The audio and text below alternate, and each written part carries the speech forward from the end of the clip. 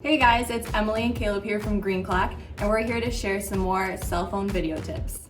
And if you want to check out our other video with 5 more additional tips, check out the link in the description below. Tip number 1, if you want to record yourself but don't have anybody else around to help you do that, we have a few solutions for that. Solution number 1, use a selfie stick. Selfie sticks are great because not only are you not limited to the one spot, you can move around and see different things in the background, heyo, but you also can go farther out so you can get a lot more of your background if in case you wanted to show something in your background, or if you have a pretty scenery. This isn't very pretty, but if you had a prettier scene that you wanted to showcase, having a selfie stick would be great for that because you can really extend it. Tip number 2 for filming yourself when no one else is around is my friend Neil taught me this little trick. He comes into his car, he puts his phone up to the mirror and rubber bands it, but it works great because then you can sit here, talk to yourself, and you got a nice little backdrop, but your hand's free. Tip number 2 is if you're taking footage for somebody else. So in this instance, I'm taking footage of Caleb talking on camera. So if you want to get the most stable footage, it's all in your stance. So you want to get like a nice shoulder width stance. Don't lock your knees. Put your elbows in close towards you, because if they're out like this, you're not going to have stable footage. So you're going to want to be like this and keep your arms there. Don't move. Try not to laugh or breathe too heavily.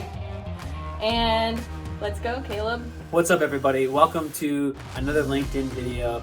The next tip is if you're shooting outdoors, if it's a sunny day, you want to try and go in the shade so you don't get harsh shadows on your face.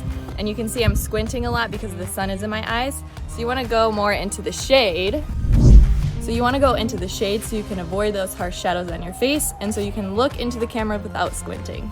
And if you're shooting indoors, try to face a window so you get the natural light coming towards you. So as you can see, I have the window behind me, so I'm a lot more backlit, which means that I'm darker than the bright background behind me. So you want to avoid doing this and face the window instead. So in the last video, we showed you what automatic exposure was and how to change it to go lighter or darker depending on your surroundings. In this video, we're going to talk about how to do the auto exposure lock.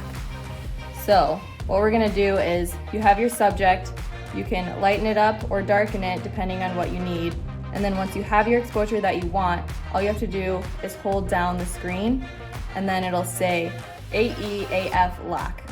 And so if you move the camera, it's going to stay within that exposure that you locked.